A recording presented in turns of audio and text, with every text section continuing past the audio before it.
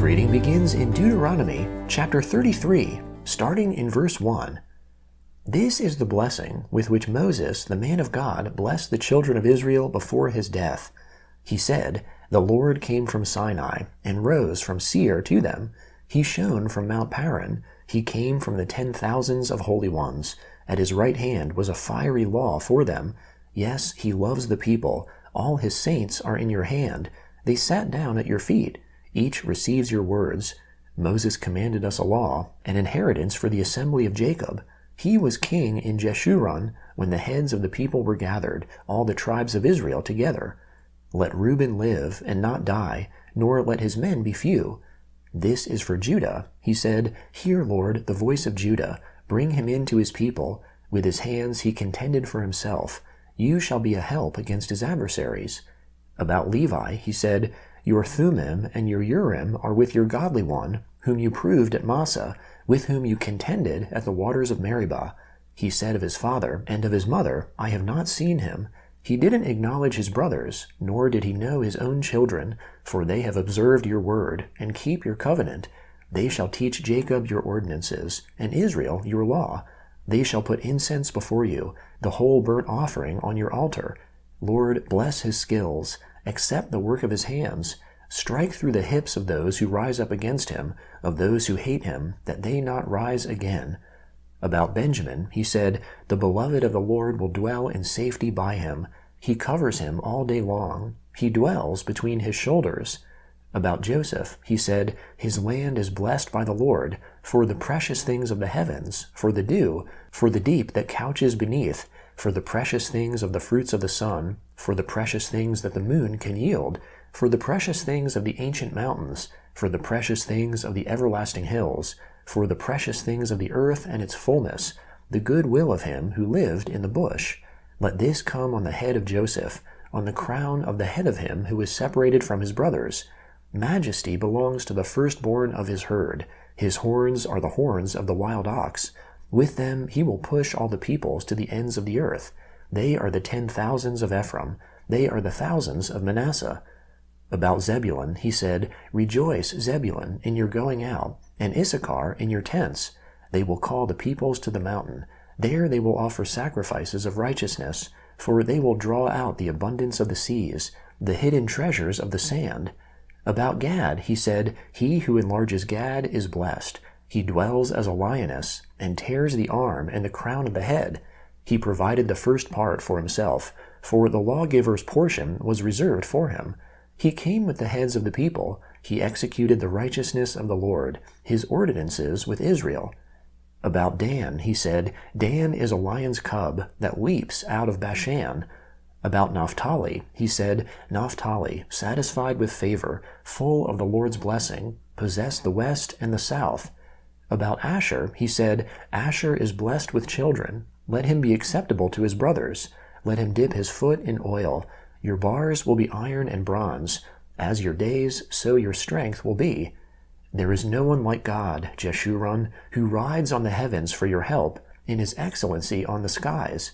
The eternal God is your dwelling place. Underneath are the everlasting arms. He thrust out the enemy from before you and said, Destroy. Israel dwells in safety, the fountain of Jacob alone, in a land of grain and new wine. Yes, his heavens drop down dew. You are happy, Israel. Who is like you, a people saved by the Lord, the shield of your help, the sword of your excellency? Your enemies will submit themselves to you.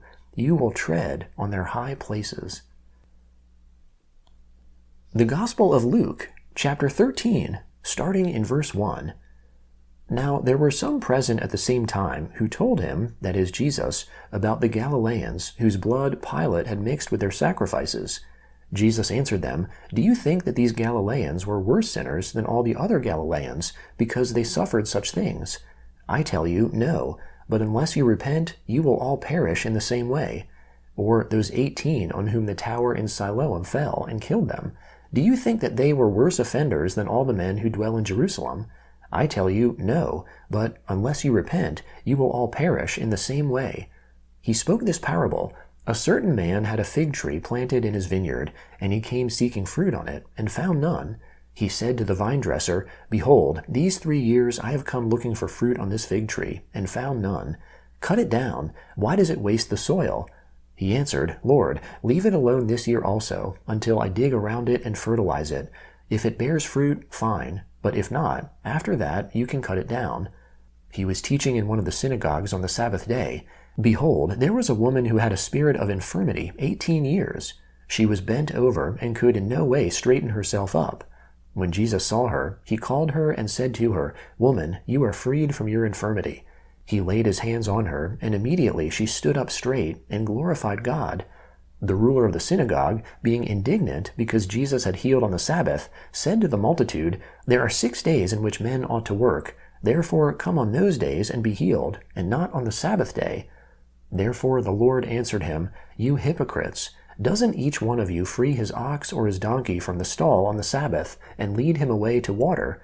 Ought not this woman, being a daughter of Abraham, whom Satan has bound 18 long years, be freed from this bondage on the Sabbath day?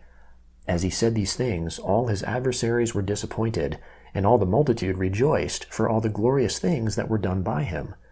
He said, What is God's kingdom like? To what shall I compare it? It is like a grain of mustard seed, which a man took and put in his own garden.